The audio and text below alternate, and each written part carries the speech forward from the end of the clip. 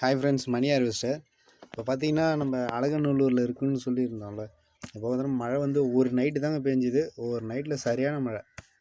அதாவது முக்கால்வாசி ஓடிடுச்சு, ஏதோ கால்வாசி இருந்துச்சு. அதே அந்த டைமில் டல் சீசனு, அதனால் அப்படியே 1 2 ஓடிட்டு இருந்துச்சு. இப்போ பார்த்தீங்கன்னா ஒரு 2 நாளைக்கு முன்னாடி சரியான மழை இங்கே பெஞ்சிச்சு. சரியான மழை பெஞ்சதால் அந்த 1 2 இப்போ ஓட்ட முடியாத சுச்சுவேஷன் ஆகிடுச்சு.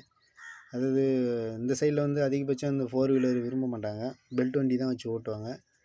இருந்தாலும் ஒரு வாரம் கழித்து வர சொல்லியிருக்காங்க. சில பேர் என்ன சொல்கிறாங்க, வைக்க வேணுன்றதுக்காக இங்கே வைக்க வந்து ஒரு ஏக்கர் கணக்கு இங்கெலாம் ஏக்கர் கணக்கு வந்து 7000 8000 போயிட்டுருக்கு. அதனால் ஒரு வாரம் கழித்து கூட நீங்கள் வந்து எனக்கு ஓட்டி விடுங்க அப்படின்ற மாதிரி சொன்னாங்க.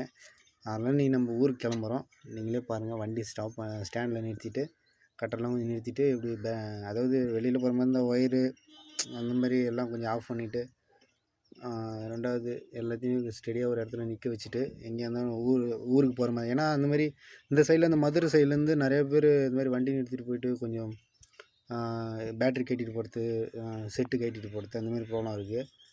அதனால் கரெக்டாக நம்ம ஆள் தெரிஞ்ச ஆள் மூலிமா நல்லா சேஃப்டியான ஒரு இடத்துல நிறுத்திட்டு பத்திரமா எங்கே இருந்தாலும், எனக்குன்னு கிடையாது, நம்ம வண்டி வச்சுருக்க ஹார்வெஸ்டர் யார் வச்சுருந்தாலும் சரி அவங்களுக்குன்னு ஒரு இது, அதுமாதிரி சேஃப்டியாக வச்சுட்டு போங்க, ப்ராப்ளம் இல்லை.